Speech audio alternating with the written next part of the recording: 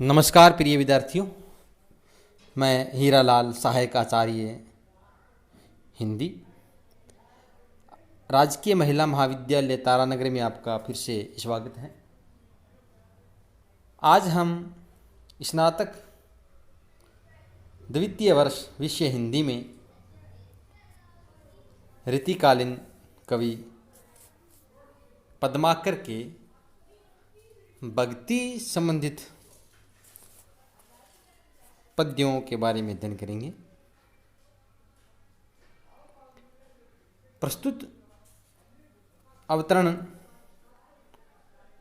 कवि पद्माकर द्वारा रचित भक्ति भावना से संबंधित है। इसमें कवि ने शिवजी की उदारता एवं भक्त वत्सलता का चित्रण किया है। कवि लिखते हैं कि देव नर कीनर कितेक गुण गावत, पई पावत न पार जा अनत गुण पूरे को। कवि कहता है कि अनंत गुणों से परिपूर्ण भगवान शिव के गुणों का गान कितने ही देवता, मनुष्य और देव नर, मतलब देव का मतलब होता है यहाँ पर देवता, और नर माने होता है मनुष्य, किन्नर माने होता है जिसे हम न पुरुष मानते हैं और न स्त्री, जिसे क्या बोलते हैं हम, किन्नर बोलते हैं, थर्ड जेंडर बोलते हैं जिसे। शिवजी के गुणों का गान कितने ही देवता, मनुष्य और किन्नर करते रहते हैं, फिर भी वे उनके गुणों का पार या अंत नहीं पाते। अर्थात उनके गुण अनंत, अपार और अवर्णनीय है, यानी कि उनके गुणों का वर्णन है वो नहीं कर सकते। देव नर कीनर कितेक गुण गावत है, पई पावत न पार जा अनंत गुण पूरे को, यानी कि उनके सारे गुणों के बारे में न तो देवता, न मनुष्य और न किन्नर उनके गुणों का वर्णन नहीं कर सकते। लेकिन कवि कहते हैं, कहे पद्माकर सुगाल के बजावत ही। पद्माकर कहते हैं कि थोड़ी सी प्रार्थना करते ही वे काज करी देत जन जाचक जरूरे को। जाचक माने होता है भिखारी। कहने का तात्पर्य ये है कि यदि कोई भक्त थोड़ी सी प्रार्थना करते हैं सुगाल की बजावत ही, तो वे ऐसे याचक भक्तों का कार्य शीघ्र ही संपन्न कर देते हैं। चंद की छटान जुत पनंग फटान जुत। छटान जुत का मतलब होता है शोभा से युक्त।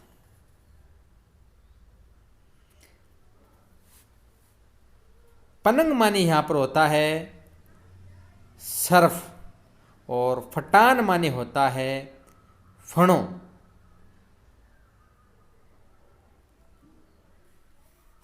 शिवजी के सिर पर लंबी लंबी जटाओं का जूड़ा मुकुट विराजे, जटा जूटन के जूरे को। जटा जूट का मतलब बालों का समूह है। तो कहते हैं कि शिवाजी के सिर पर लंबी लंबी जटाओं का जूड़ा सुशोभित है, और उसके साथ ही चांदनी की छटा से युक्त चंद्रमा, चंद की छटान जुत, यानी कि चांदनी की छटा से युक्त चंद्रमा और तथा पन्नंग फटान जुत, सर्पों के फणों की शोभा भी रहती है। किसकी शोभा रहती है? सर्पों के फणों की। पनग फटान जुत, यानी कि सर्पों के फणों से युक्त शोभा। आगे कहते हैं, देखो त्रिपुरारी की उदारता अपार जहां, ऐसे भगवान शिव की अपार उदारता देखिए कि पय्ये यानी प्राप्त, पय्ये का मतलब यहाँ पर है प्राप्त फलचारी फूल एक देई दतुरे को, यानी उनके ऊपर एक दतूरे के फूल को भक्ति भावना से अर्पित करने से ही वे धर्म, अर्थ, काम और मोक्ष इन चारों पुरुषार्थों के फल प्रदान कर देते हैं। अर्थात एक दतूरे के फूल को भक्ति निष्ठा से अर्पित करने पर वे भक्तों को संसार के सभी फल प्रदान कर देते हैं तथा भक्तों पर पूर्ण कृपा दृष्टि रखते हैं। इस पद्य में शिवाजी की उदारता एवं भक्त वत्सलता का चित्रण किया गया है। इसमें अनुप्रास अलंकार है और कवित छंद है। इसके बाद में अगले सवैये में कहा गया है, राम को नाम जपो निशि बासर, राम को ही एक आसरो भाई। निशि बासर का मतलब रात दिन। इसमें कवि ने श्री राम की भक्ति की महिमा का वर्णन किया है। कवि भक्ति भावना पूर्वक कहता है कि सभी लोग रात और दिन, निशिबासर रात और दिन राम के नाम का ही जप करें। क्यों करें? क्योंकि इस संसार में श्री राम का ही सबसे बड़ा सहारा है। आसरो का मतलब आश्रय है या सहारा है। आगे लिखा है, भूलो ने भूल की भीरन में पद्माकर चाही चितौनी को चारो। कहते हैं कि भूलों की भीड़ में भी श्री राम का नाम नहीं भूलना चाहिए। यानी कि कितनी ज़्यादा भीड़ क्यों ना हो, कितनी आपके भूल लग जाए, फिर भी आपको श्री राम का स्मरण करते रहना चाहिए। कवि पद्माकर कहते हैं कि श्री राम की कृपा दृष्टि की ही सदा इच्छा करनी चाहिए।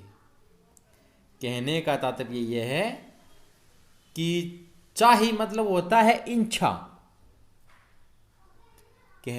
चाही का मतलब होता है इच्छा, यानी कि पद्माकर चाही चितौनी को चारो, यानी कि आपको अपने चारों ओर या अपने आसपास कितनी भी चाहे भीड़ क्यों न हो, श्री राम की कृपा दृष्टि का ही सदा इच्छा करनी चाहिए।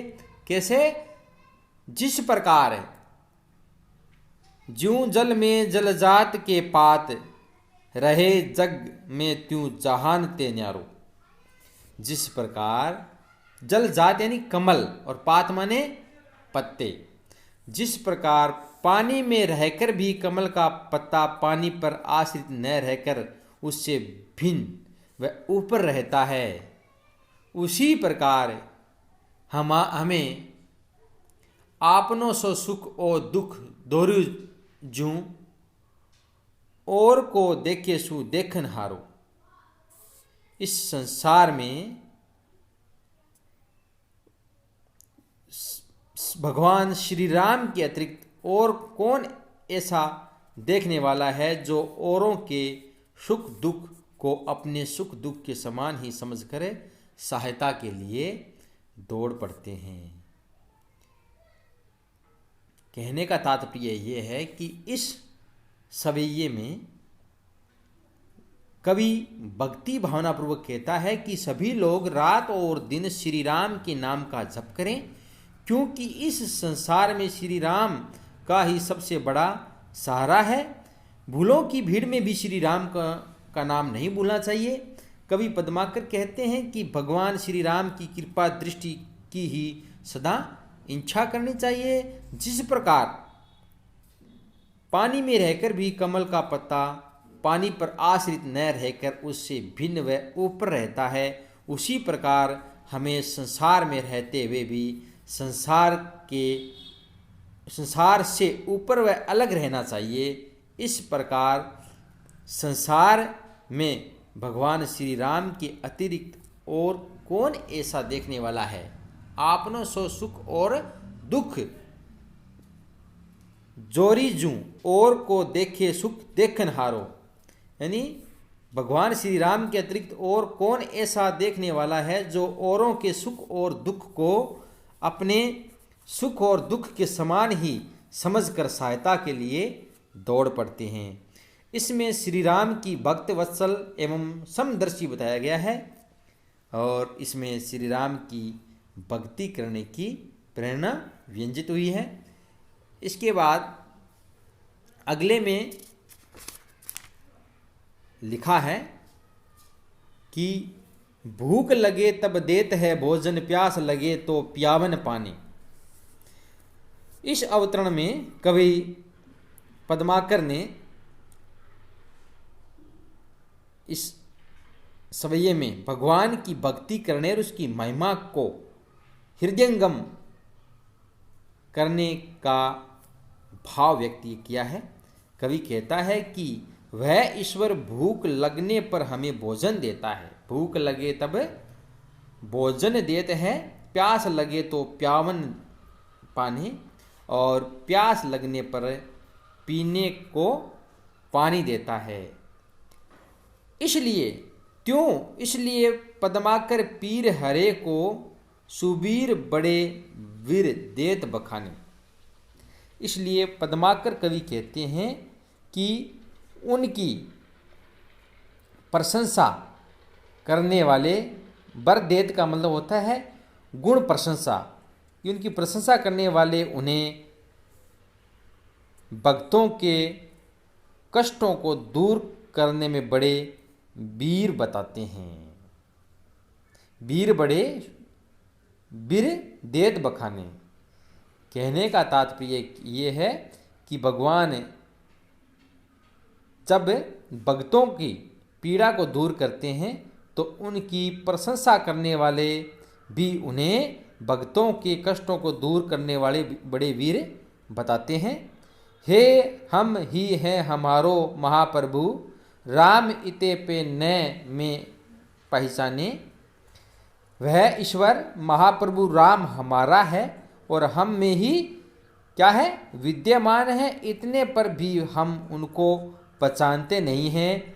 जैसे विचित्र सुपत्रन में लिखे वेद न भेद न पुस्तक जाने, जिस प्रकार विचित्र पन्नों में लिखे हुए वेदों के रहस्य को भी वेद की पुस्तक नहीं जानती एवं समझती, उसी प्रकार हम भी हमारे में निरंतर विद्यमान श्री राम को नहीं जानते। यहाँ सुपत्रन का मतलब होता है सुंदर पन्ने और भेद माने रहस्य। प्रभु श्री राम को परमात्मा का अवतरण एवं अंतर्यामी बताया गया है और वे समस्त चराचर में व्याप्त हैं। उनके प्रति भक्ति निष्ठा रखनी चाहिए। इसमें अनुप्रास और दृष्टांत अलंकार है।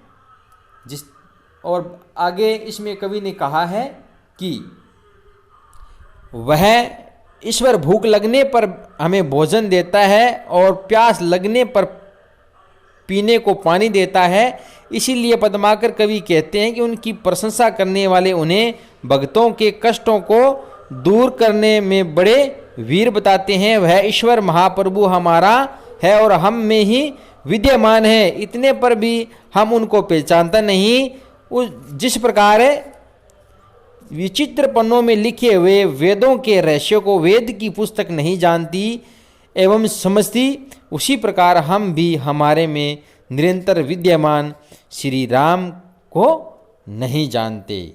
क्योंकि यहाँ पर श्री राम को परमात्मा का अवतार एवं अंतर्यामी बताया गया है। धन्यवाद।